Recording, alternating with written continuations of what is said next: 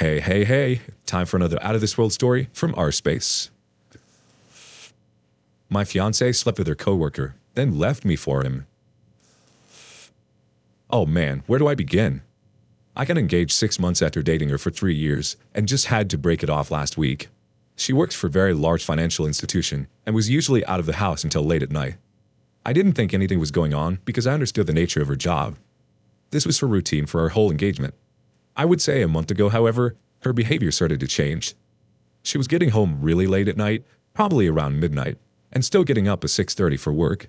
I found this strange because there was no change in her job title, and in the past, she rarely had to stay that late for work. Also, when I did see her around the house, she seemed uninterested in talking and was glued to her phone. Again, this was very unusual behavior. I had no solid proof, but I started to grow suspicious. Finally, just a week ago, she came back again around midnight. I happened to still be up, and I just asked politely where she had been. I noticed right away she was drunk. The story was that her boss had her go to a late dinner. But it was full of holes, and at this point, I knew something was going on. After she went to bed, I looked in her phone and I found out she was texting her friend at work about going on dates, hiding stuff from me, and other shady things.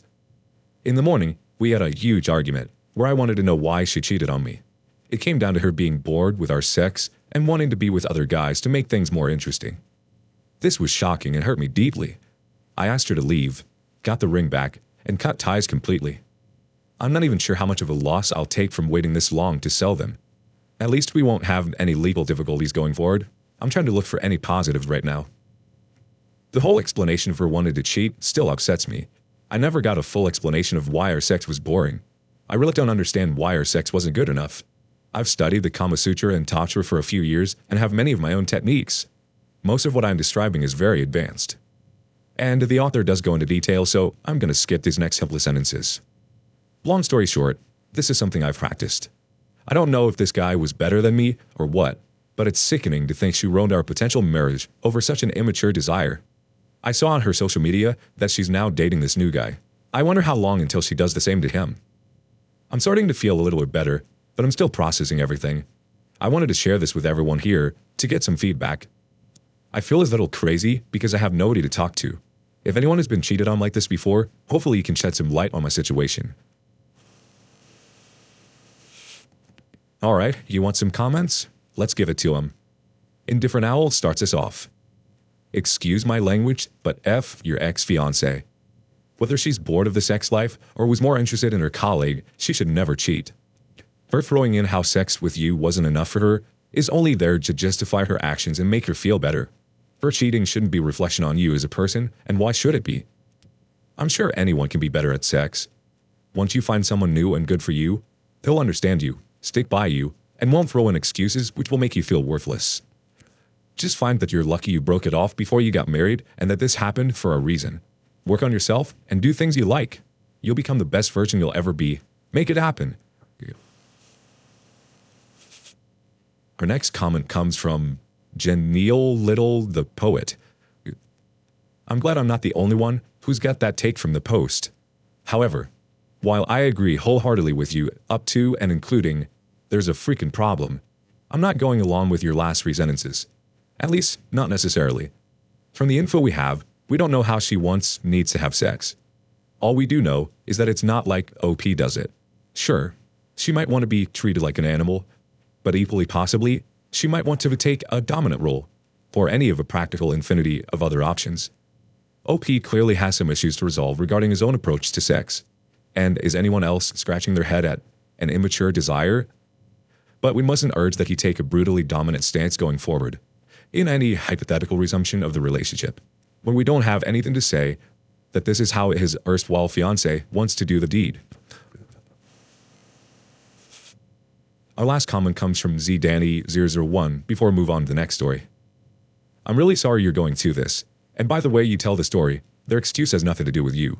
You could have been the best at whatever sexual act, and it would have never have been what they wanted. Sex is as much of a mental connection as it is a physical one. People who cheat don't do so because someone else is better at the physical stuff. They cheat because of whatever effed up connection or validation they're seeking from someone else. The physical piece of the equation is just how it all ends up spelling out the mental stuff. I recognize you're not here for an explanation, And I really don't want my comment to come off as a lecture. I'm saying these things because I want you to know that your fiancé cheating is because they are unable to communicate what they want. They lack the maturity to have a healthy relationship with others and are incapable of taking responsibility for their actions. It's 1,000 times easier to say that sex is boring instead of admitting their faults. Don't fall into their BS. It's not about you at all. It never was. Alright, next story. I caught my wife cheating with a good friend. This is one of the worst days of my life. I have a job that requires me to travel from time to time, and I was supposed to be out of town for the weekend.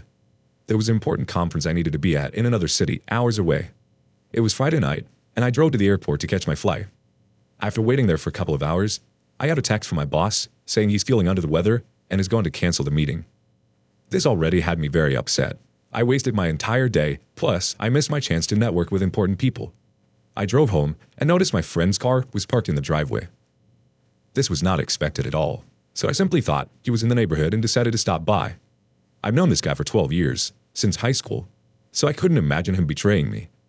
I looked around the first floor and didn't see anyone, so I went upstairs. I heard some talking in the master bedroom and peered in. I was in horror when I saw one of my best friends in the middle of sex with my wife. They were both completely naked, and I got a full view of this guy. His manhood was clearly better off than mine. I confronted them right away and kicked out my friend. I was at a loss for words, and my wife kept apologizing. I couldn't understand why she did this, or if this was even her first time cheating. She admitted that her sex life has been bad, and she wanted to get with other men. At this point, our marriage is over. I filed for divorce in the next few days. It's been 4 months since this happened, and I slipped into a real depression. Why did she think the sex was bad? He then describes his manhood himself, so I don't think I had any problems. I've been with 10 other girls and nobody complained. Usually, when I'm having sex, they seem to enjoy it. Is it possible she's lying? I can't figure out the truth and it's wrecking my self-image. I haven't talked to my friend since this happened, and I'm so pissed that he stabbed me in the back for no reason. I don't know what to do to get out of this slump I'm in. Our first comment comes from Mr. Niz. Stop fixating on the guy's junk. It's got nothing to do with his junk. Or really how your wife was or wasn't satisfied with intimacy in your marriage. Just forget about that. What happened, simply put, is your wife arrived at a point in her life where she gave herself permission to have sexual relations outside of her marriage. With some junk that wasn't her husband's junk. She decided to do it. Remember this, it wasn't something she fell into. It didn't just happen. It wasn't a mistake. She actively planned deceit. She actively carried out betrayal, and she actively lied to you for the duration of the affair, if not before then. That is the woman you are married to. If that isn't acceptable to you, you need to move on. It's not about your failures or shortcomings as a husband. It's about her choices, her decisions in the marriage. 1,000 decisions had to be made to get where you ended up. Should I smile at this guy? Should I flirt with that guy? Should I laugh at this guy's jokes? Should I text him? Should I send him nudes? Should I meet him in a motel? And so on, until she's grinding junk with a stranger because she wanted to. You know the answer to all of those thousands of questions had to be, no, I'm a married woman and I won't be doing that. She knew it too. Still, here we are. Because she gave herself permission to do it. Because she thought there would be no consequences. Don't let this destroy your life. It wasn't your making. You're the innocent one here. You did nothing wrong. If I were you, I would take all the practical next step advice you're getting to heart. Yes, you probably should get tested for STDs and STIs. If you were fixated on the girth of his junk, you might have noticed if he had it inside a condom. If you didn't, well, this is definitely the time to get a test for STDs. Your wife is raw-dogging it with strangers. I would also realize this is probably not her first rodeo. Any woman who is cheating just for sexual thrills is already past a lot of marital boundaries and already has convinced herself. Hey, why not? I'm going to have fun. I deserve it. She doesn't care what you think about the situation or the risks to your sexual health at all. Don't convince yourself she's remorseful. Don't convince yourself there's a path forward with her after this. From what you're saying, she gave up a while ago. Don't do the pick-me dance with her. She does not deserve it. Lastly, don't think I'm typing a one-note response either. There are cheating situations where a couple can reconcile. From what you have written, this is not one of them. Be well. Our last comment comes from Condor 90046. I'm sorry, this is just horrible. How did you let your best friend just walk out? That had to be hard. If I walked in on my wife and I didn't know the man, I would probably let him go.